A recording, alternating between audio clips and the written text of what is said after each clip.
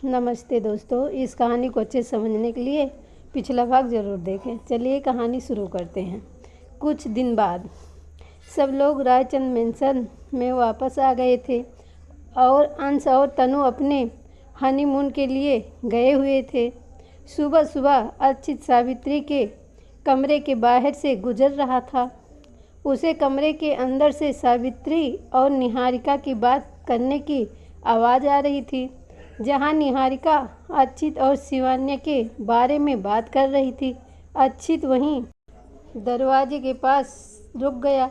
उसने मन ही मन कहा, वैसे ऐसे किसी की बात सुननी तो नहीं चाहिए, पर यहाँ तो बात मेरे बारे में हो रही है तो फिर मेरा सुनना तो बनता ही है।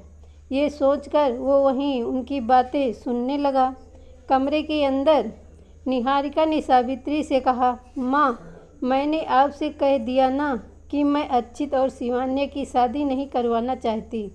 सावित्री ने कहा, अरे वही तो मैं कब से पूछ रही हूँ कि ऐसा क्या हो गया जो तू उनकी शादी के खिलाफ हो गई। तुमने ही तो उन दोनों की शादी करने का फैसला लिया था। निहारिका ने कहा, हाँ तो अब मैं ही कह रही हूँ कि उनकी शादी नहीं होगी। शिवान्य इस घर की बहू नहीं बनेगी, मतलब नहीं बनेगी।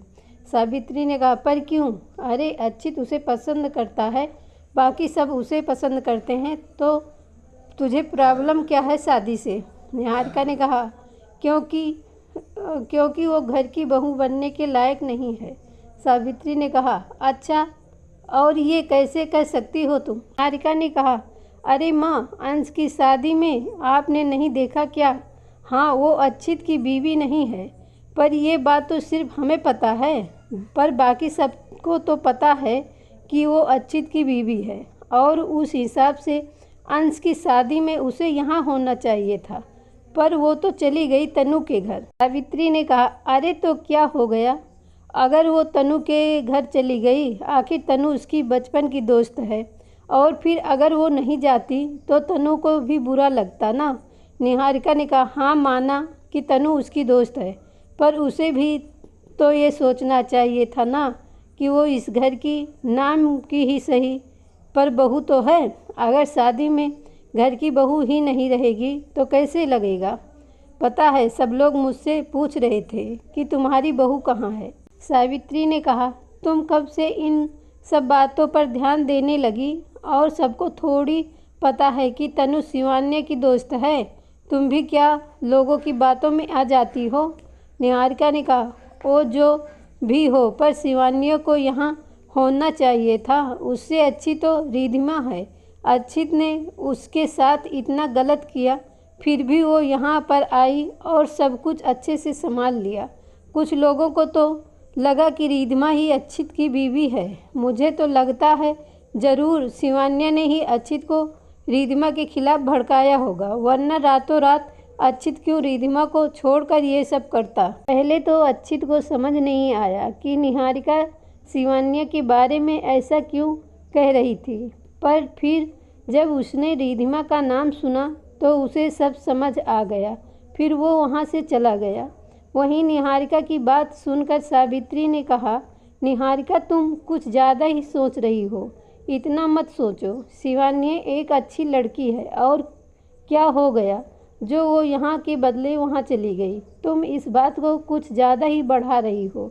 निहारिका ने आगे कुछ नहीं कहा। अर्चित के कमरे में अर्चित अपने कमरे में आया और बेड पर बैठ गया और थोड़ी देर पहले की बातों के बारे में सोचने लगा। शिवान्य हॉस्पिटल जाने के लिए रेडी हो रही थी। उसने जब अर्चित को इस तरह गहरी सोच में डूबा हुआ देखा तो वो उसके पास गई और उसके कंधे पर हाथ रखा।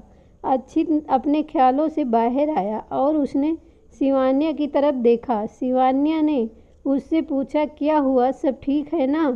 अर्चित ने अपना सर हिलाते हुए कहा, हाँ सब ठीक है। रेडी हो गई तुम?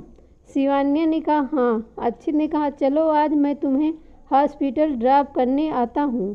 शिवान्य ने कहा, ठीक है चलो। फिर दोनों कमरे से बाहर आ गए। एक कैफे में रिधिमा बैठकर कॉफ़ी पी रही थी और उसने सामने करण बैठा हुआ था। करण ने अपनी वॉच में टाइम देखा, फिर रिधिमा से थोड़ा गुस्से में कहा, तुम बताओगी भी कि मुझे यहाँ क्यों बुलाया है? रिद्धिमा ने कप नीचे रखते हुए कहा, अरे इतनी जल्दी क्या है, थोड़ी देर रुको, पता चल जाएगा। रिद्धिमा ने फिर से कहा, फाइनली आ गया। करण ने अपना चेहरा घुमाकर देखा तो उसे एक जाना पहचाना सा चेहरा दिखा। उसने कहा, ऋषभ। ऋषभ ने भी उसे देखते हुए कहा, करण। फिर दोनों ने एक दूसरे को गले लगा लिया। रिद्धिमा को ये देखकर हैरानी हुई। ऋषभ भी करण और रिद्धिमा के साथ बैठ गया। फिर ऋषभ ने करण से पूछा, तू यहाँ कैसे? करण ने कहा, बस ऐसे ही। वैसे तुम तो वहाँ से आने के बाद गायब हो गए थे। ऋषभ कुछ बोलता उससे पहले रिद्धिमा ने कहा, तुम दोनों एक दूसरे को कैसे जानते हो? करण ने कहा, मैं इससे अमेरिका में मिला था, हम दोनों अच्छे दोस्त बन गए थे, पर फिर ये वापस इंडिया आ गया, उसके बाद आज मिल रहा हूँ इससे। रिद्धिमा ने कहा, ऋषभ ने रिद्धिमा से कहा, वैसे तुम इसे कैसे जानती हो? रिद्धिमा ने कहा, शिवान्या का आशिक। उप्स, मेरा मतलब दोस्त है।